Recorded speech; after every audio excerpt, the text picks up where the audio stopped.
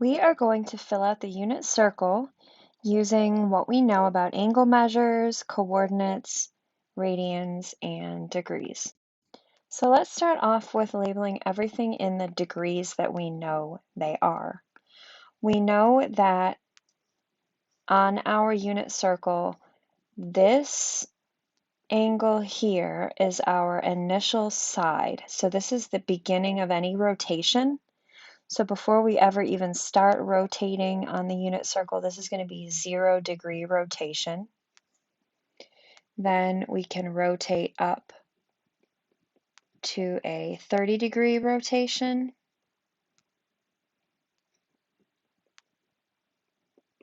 Oh.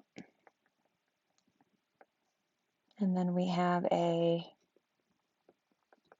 45-degree.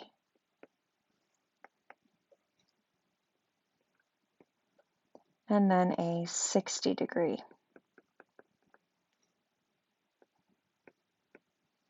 And that brings us up to the 90-degree rotation, right here.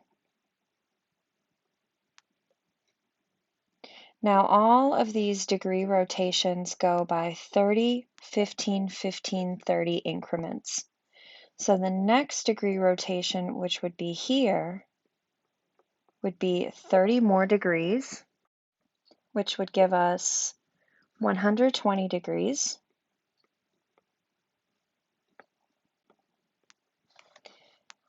15 more degrees, which would give us 135 degrees. 15 more degrees, which would give us 150 degrees.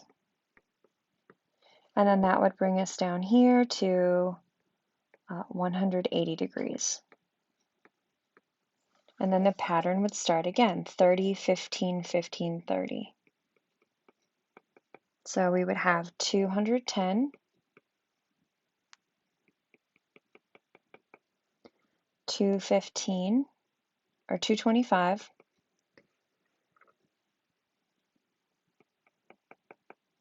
240, and then 30 more degrees would be 270 degrees.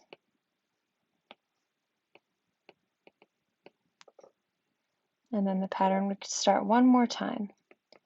30, 15, 15, 30. So this is 300 degrees, 315, 330, and then the 360 degree full revolution. So these are all of our angle measure degrees, or our degree measure angles. So now we need to look at our radians. So we know that 0 degrees would still be 0 radians.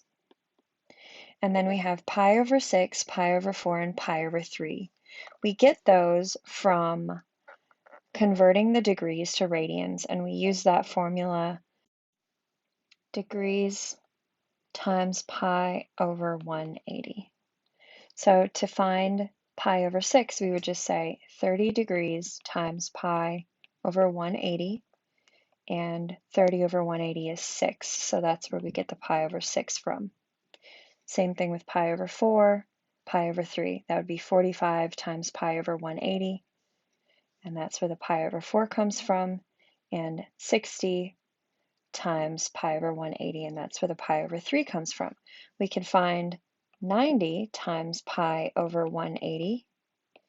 90 over 180 is 2, so that's where the pi over 2 for the 90 degrees comes from. We could do the same thing with 120 times pi over 180.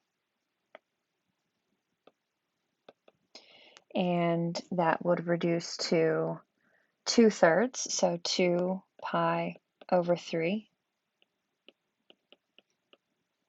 And we could continue all the way around the circle, converting those degrees 2 radians. 135 pi, or 135 degrees times pi over 180.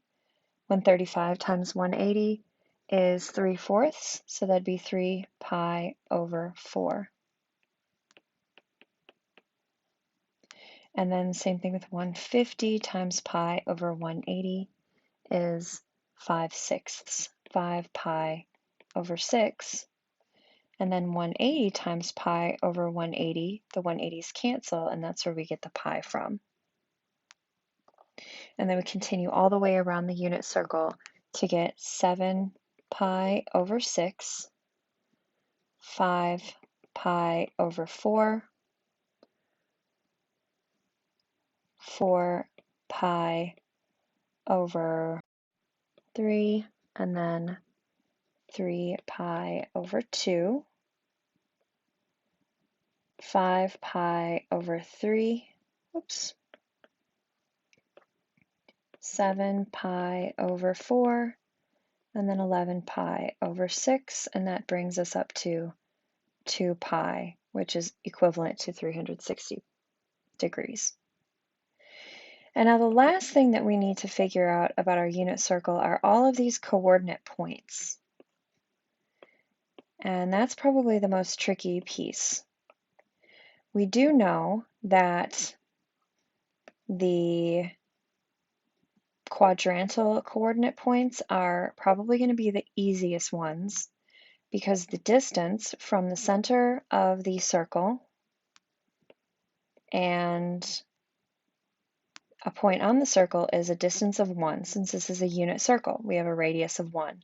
So we have a point here, so it moves along the x, 1, and it moves up along the y, 0. Same thing here, it moves along the x, 0, and it moves up along the y, 1. Moves along the x, -1, up along the y, 0, and it moves along the x, 0, and down along the y, -1. So those quadrantal angles points are pretty easy to find. The ones that are more difficult to find are the points that come from our unit circle and understanding the fact that each one of these pieces of the unit circle is actually a triangle.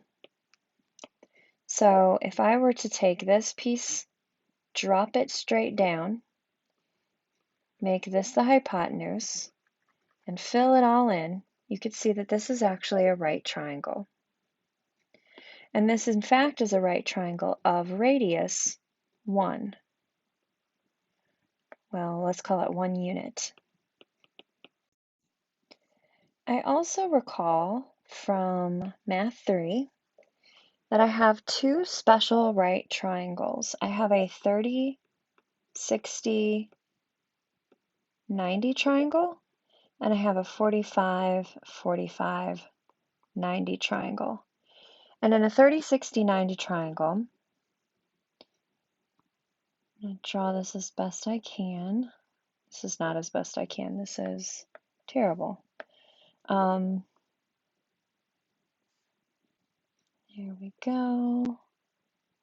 So in a 30, 60, 90 triangle, this would be our 90 degrees, this would be our 30 degrees, and this would be our 60 degrees.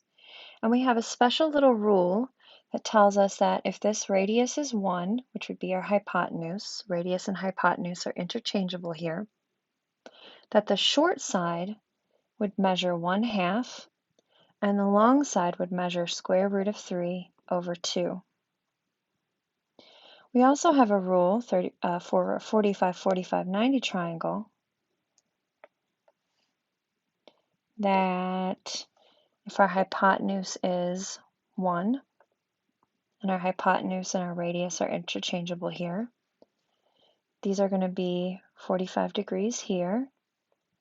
And since these angle measures are the same, then these side measures here must also be the same. And these side measures would be square root of 2 over 2. And we could get into talking about why they are the way they are, but we're not going to do that today. I don't know that we'll have time to do that in pre-calc. We did that in Math 3. So what we're going to do here is we're going to apply these concepts to this unit circle here, and we're going to see that this is a 30-degree angle here. So see, we've got 30 degrees. So notice that the x would be the movement along the x-axis here. I change my highlighter color. So the x would be the movement along this x-axis here, and that would be the long side of the 30, 60, 90, which would be square root of 3 over 2. So that would mean that the x part of that coordinate would be square root of 3 over 2. Then the short leg would be the y up and down movement. So that would mean that the y part of this coordinate would be this piece right here, the 1/2. And those come from your special right triangles. And this is part of the reason why you learned special right triangles. And then we would do the same thing with the 45, 45, 90. So notice that square root of 2 over 2 are your two measures there.